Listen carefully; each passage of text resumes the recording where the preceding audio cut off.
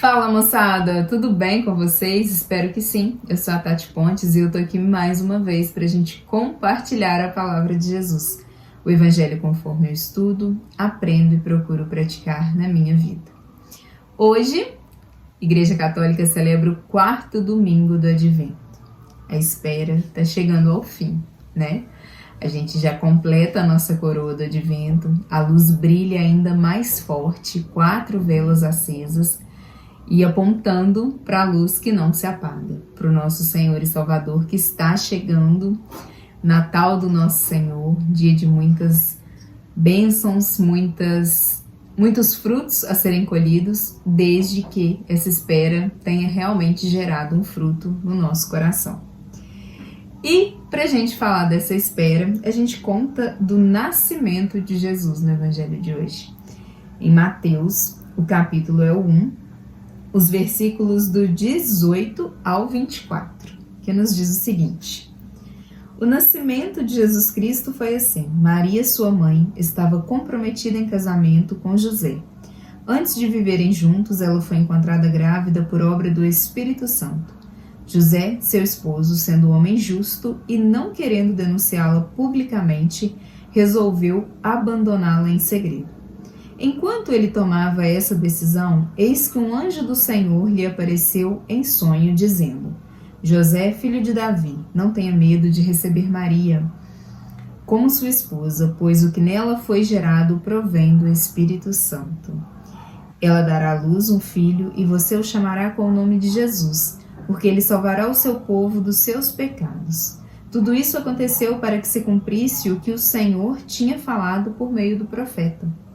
Eis que a virgem vai engravidar e dar à luz um filho, e o chamarão com o nome de Emanuel, que traduzindo significa Deus conosco. Quando José despertou do sono, fez como o anjo do Senhor lhe havia ordenado, e acolheu a sua esposa. Essa palavra, muito rica, nos conta de como o nascimento de Jesus se deu. O fim da nossa espera, né? Chegou, a gente está contemplando o nascimento do nosso Senhor e Salvador, que veio por meio de duas vezes o sim, né, ao anjo Gabriel. O sim de Maria, eis aqui a serva do Senhor, e aqui nos conta como isso se deu para José. Ele tinha Maria como sua noiva, né, prometida em casamento. Naquela época, essa promessa de casamento, né, era aquele tempo de preparação, não existia, né, você sabe como é que é, hoje em dia é tudo mais moderno, hoje em dia todo mundo namora, né, a gente namora de todo jeito, naquela época não, era uma promessa de casamento. E essa promessa de casamento, José encontra com Maria grávida, e sendo um homem justo.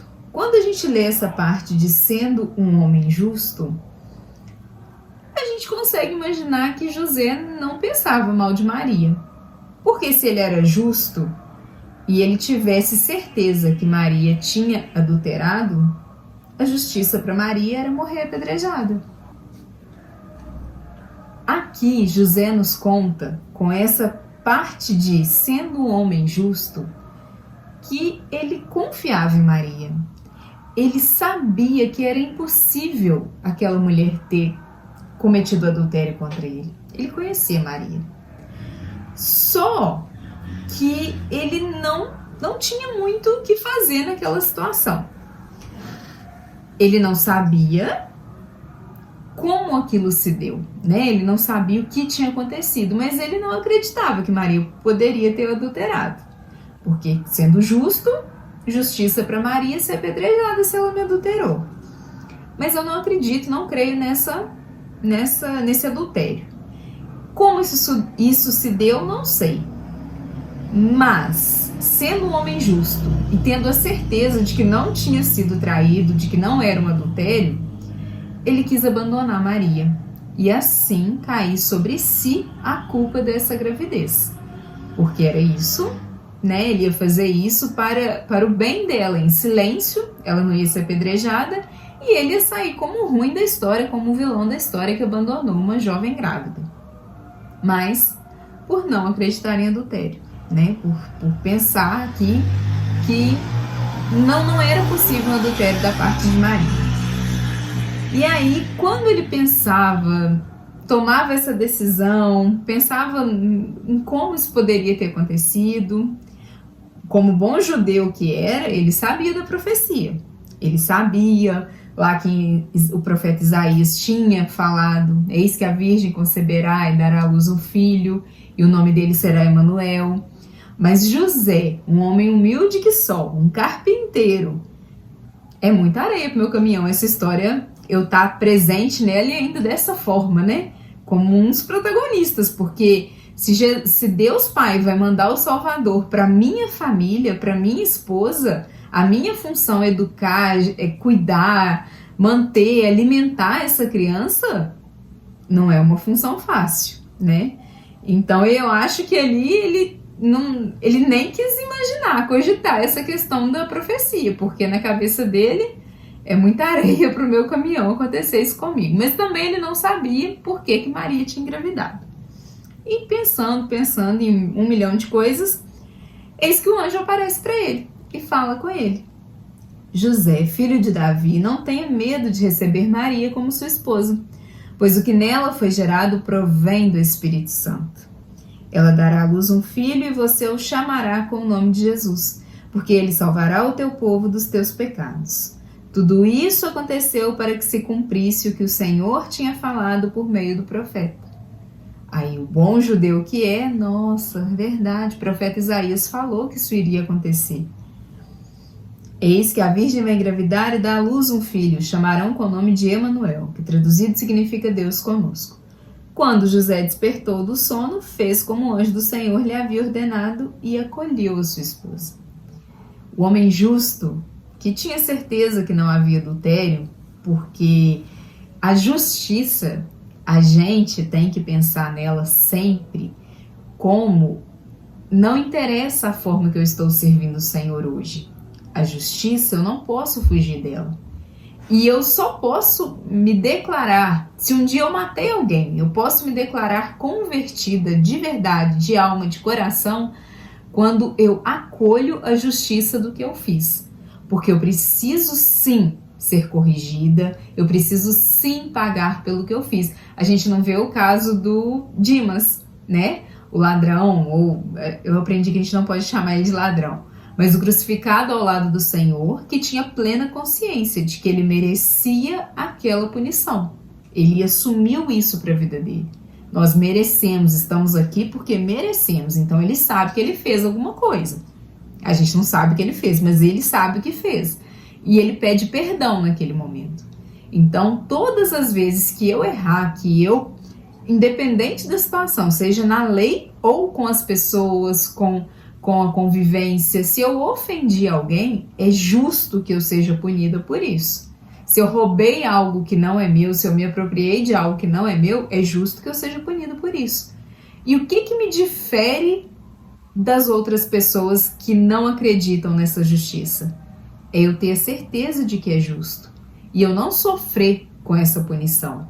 Eu não buscar meios e artifícios para ser inocentada de algo que eu não sou inocente. O que me difere numa conversão real é assumir a responsabilidade pelo que me cabe. José, um homem justo, queria abandonar Maria porque ele sabia que independente, porque se fosse adultério, era justo Maria pagar. Independente de qualquer coisa, independente dela ser um anjinho, um amor, uma noiva maravilhosa, uma postura de candura. Se ela adulterou, é justo. Mas esse homem justo não viu adultério nessa mulher. Ele não viu infidelidade nessa mulher. Ele só não sabia como tudo tinha acontecido e estava muito confuso. E às vezes, né, a gente não sabe o que se passou na cabeça dele. Mas fato é que ele era justo. E se ele era justo, ele não confiava em traição dessa mulher. E quando o anjo fala com ele, só coroou a certeza dele. Ele não teve dúvidas quando o anjo falou. Às vezes a dúvida de José ali era como isso se deu, como isso aconteceu. E como eu não sei como isso aconteceu, eu preciso abandoná-la para que ela saia como inocente. Porque ele se sentia justo e ele não queria que ela pagasse por algo, por uma decisão que ele teria de denunciá-la publicamente ou de acontecer alguma coisa, né? Às vezes ele ter que arcar com o sangue dessa mulher. Ele não sabia como isso tinha acontecido. Mas quando o anjo apareceu para ele, coroou a certeza que ele já tinha, ele era justo. E se o anjo falou que isso foi dessa forma, ele não teve dúvidas. Ele não questionou, ele não foi atrás de Maria querendo o exame do DNA ou provas do tipo, né? Ele não falou, nós vamos no ratinho porque isso está mal contado. Ele só quis a certeza de Deus, ele só quis a confirmação do Senhor. E quando o anjo veio com essa notícia para ele, ele tinha certeza. Ele acolheu a sua esposa. E os dois juntos acolheram a missão de Deus Pai. Eu quero te convidar nessa semana de Natal, do Natal do Nosso Senhor, a buscar acolher Jesus no seu coração, de verdade. Que Jesus não passe mais um ano no Natal sozinho lá na manjedoura, enquanto a gente brinda, celebra, comemora, dá risada. Que a gente olhe para ele na manjedoura e tenha certeza de que aquele menino é o menino Deus e que esse menino pode fazer a diferença na nossa vida. Que a gente acolha ele, que a gente receba ele e que a gente deixe com que ele transforme a nossa vida, transforme o nosso ser, o nosso coração, que ele faça morada de verdade na nossa vida. Que a gente possa olhar para Jesus como o Rei dos Reis. Que assim como os reis magos, a gente possa prostrar diante dele, adorar ele e ter e pedir e clamar. Fica conosco, Senhor. Emmanuel, Deus conosco, fica. Não vá embora, não saia, né? Que a gente consagre todos os momentos, toda a refeição, todas as pessoas e que a gente possa fazer que com ele permanecendo no nosso coração, a gente tenha a graça de celebrar o Natal em janeiro, em fevereiro, em março, abril. Que o nosso coração seja grato, assim como é no Natal. Que a nossa partilha seja de coração, assim como é no Natal. Que as nossas palavras sejam mais doces, assim como é no Natal. E se a gente receber Jesus, a gente pode fazer com que seja Natal todos os dias. Amém? Tenha uma excelente semana, moçada, e até semana que vem.